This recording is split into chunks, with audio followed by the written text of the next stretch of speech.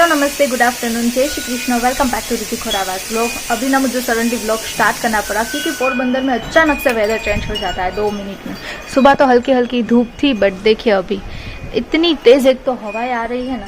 अभी यहाँ पे तो इतना नहीं दिखेगा ऑलमोस्ट, मुझे देखिए आप और इसे देखिए जरा, बहुत ज्यादा ही तेज हवा निकली है। वैसे भी 21-22 तारीख से ना पोरबंदर में तूफान जैसा माहौल होने वाला था। पोरबंदर में ही नहीं सिर्फ गुजरात में, बिकॉज हिंद महासागर में तूफान उत्पन्न होने वाला था, ऐसा सब कुछ न्यूज के माध्यम से आ रहा था। तो अभी हवाएं तेज हो गई है। मैं टेरेस पे जा रही हूँ चेक करने के लिए, क्योंकि बाहर चलते हैं ना तभी पता चलता है, घर में कुछ पता नहीं चलता है क्योंकि सब कुछ क्लोज रहता है। और वैसे भी मैं अभी ऊपर आने ही वाली थी प्लांट्स को पानी देने के लिए। ओह माय गॉड, ठंडी ठंडी हवा आ रही है और काले काले बादल भी साथ में आ रहे हैं। अचानक से एकदम से तूफानी माहौल हो गया है, एकदम से तूफानी माहौल। अभी ट्री दिखाती हूँ आप लोगों को, और वहां से देखिए काले काले बादल आ रहे हैं और ट्री तो देखिए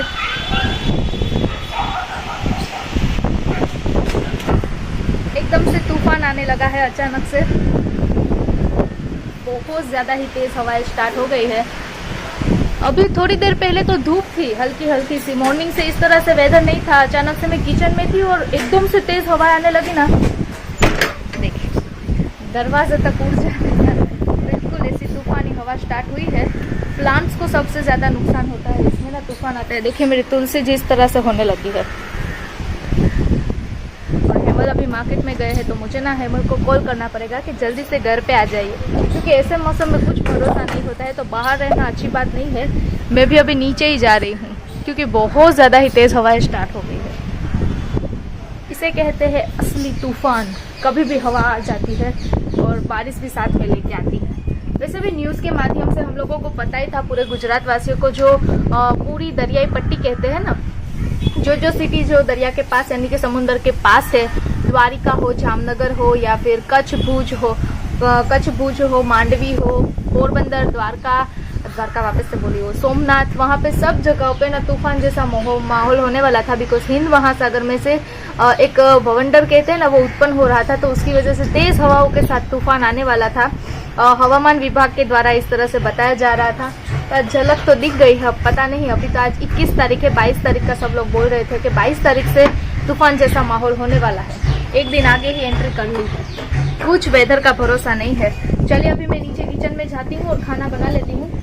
गर्मी में थोड़ी बहुत हवाएं तो अच्छी लगती है, बट ये तूफानी हवा ना सबको बीमार भी करती है और अच्छी भी नहीं होती है, क्योंकि बारिश गिरेगी ना तो सब नुकसान करके जाएगी।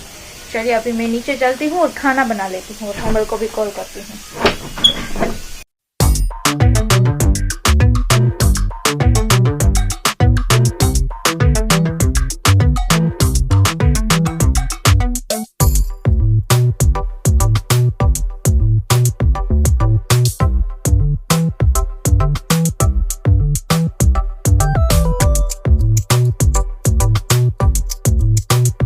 A few moments later.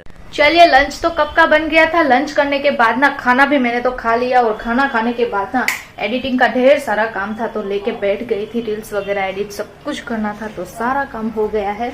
और आजकल तो ना वेदर का कोई भरोसा ही नहीं है। जब चाहे तब बादल आते हैं, जब चाहे तब धूप निकलती है, जब चाहे तब तूफानी वाली बारिश नहीं पर तूफानी वाली हवाएं आ जाती है, और जब चाहे तब बारिश आके चली जाती है। एकदम से वो मन चला मौसम हो गया है। अभी मैं टेरेस पे तो क्या जाऊं, क्योंकि पहले सुबह सुबह गई थी, व्लॉग स्टार्ट किया था तब। तो अभी देखिए बाहर धूप है। ऐसा ही हो रहा है आजकल पोरबंदर में। ऐसे मन पलटता है ना, बिल्कुल वैसे वेदर पलट रहा है। बट क्या करें, हम तो कुदरत के आगे कुछ नहीं कर सकते। तो आजकल पोरबंदर में बिल्कुल वैसा मौसम है, ना गर्मियां है ना सर्दियां है। हमें भी कंफ्यूजन हो रही है। गर्मियां तो वैसे ज्यादातर है, ऐसा नहीं है, बट शाम होते ही थोड़ा ठंडक लगता है तो अच्छी बात है। और दोपहर को तो सडनली ही एकदम से चेंज हो गया था वेदर। इतनी तेज हवा, तूफान वाली हवा स्टार्ट हो गई थी। और माने ना तो आधा घंटा ऐसा मौसम रहा होगा, फिर अचानक से धूप निकली और सारा वेदर ही चेंज हो गया और वापस से गर्मी। बट वो तो वेदर का मन हो वैसा रहता है, हमारा मन तो सिर्फ हमारे घर में, यानी कि घर में कुछ काम करना हो किचन में वहीं पे चलता है। बट इस बीच एक बहुत अच्छी बात आप लोगों के साथ शेयर करना चाहती हूँ। हमारे पोरबंदर में एक फंक्शन होने वाला है, यानी कि एक इवेंट होने वाली है जिसमें डांसिंग एंड सिंगिंग का कंपटीशन होने वाला है। सब लोग वहां पे पार्टिसिपेट करेंगे, बहुत सारे अलग अलग टैलेंट सब लोगों के देखने को मिलेंगे। तो हम लोगों को मिला है वहां से इनविटेशन।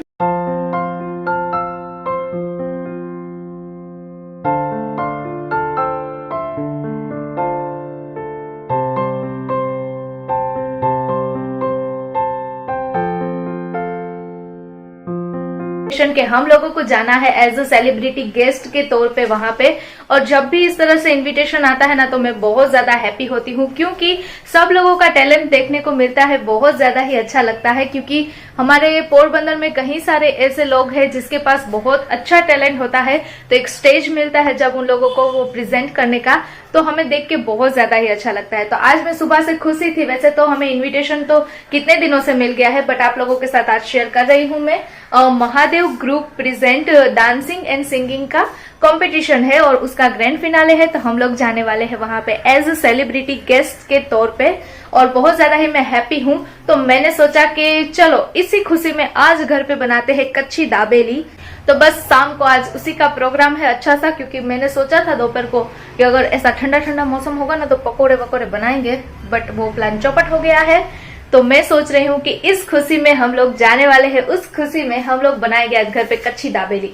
वैसे ज्यादातर सब कुछ मेरे पास रेडी वाला ही है, पाव भी रेडी मिलेंगे, पीनट्स भी रेडी मिलेंगे, पोमोग्रेनेट भी रेडी है, और जो कच्ची दाबेली का मसाला है ना वो भी रेडी है।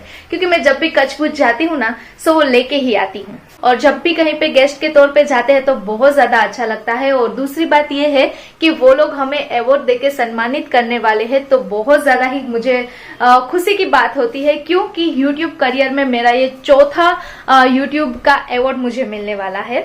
मेरे पास 3 अवार्ड तो ऑलमोस्ट है। सबसे पहला अवार्ड ये रहा, ये मुझे मिला था, सेकंड वाला ये, और तीसरा अवार्ड तो मुझे अभी इसी मंथ में मिला था। 3 तारीख को जो अवार्ड था ना, अवार्ड फंक्शन था, यानी कि वहां पे भी हमें एज अ सेलिब्रिटी गेस्ट के तौर पे सब लोग बुलाते हैं, हमें इतना मान सम्मान देते हैं, फिर अवार्ड देके हमें सम्मानित करते हैं, तब इतनी खुशी मिलती है ना, बहुत ज्यादा अच्छा लगता है। और कई सारे लोग तो ऐसा कहते हैं कि दी हम आपको देखे ना इंस्पायर होते हैं, आपसे बहुत सारी सीख लेते हैं। तो ये सब बातें सुन के बहुत ज्यादा अच्छा लगता है। बट ये आप ही सभी का प्यार, सपोर्ट, यही सब है जो हमें इतना मान सम्मान मिलता है, हमें अवार्ड्स मिलते हैं, सब लोग हमें मान सम्मान देते हैं। तो ये आप लोगों के प्यार और सपोर्ट की वजह से ही हो रहा है। और सबसे अच्छी बात तो ये है कि एक ही मंथ में मुझे 2 बार अवार्ड मिल रहे हैं। 5वें महीने में, यानी कि मई के महीने में ना, सबसे स्टार्टिंग में मुझे एक अवार्ड ऑलमोस्ट अभी मिला ही था, और अभी वापस से हमें जाना है 25 तारीख को। ये जो है ना अवार्ड वो मुझे मिला था तभी। तो बहुत ज्यादा हैप्पी हूँ मैं, और बहुत ज्यादा अच्छा भी लगता है। चलिए तो अभी दाबेली की थोड़ी बहुत प्रिपेयर कर लेती हूँ, शाम की पूजा कर लेती हूँ, और आप लोगों को मिलती हूँ गरम गरम कच्ची दाबेली के साथ।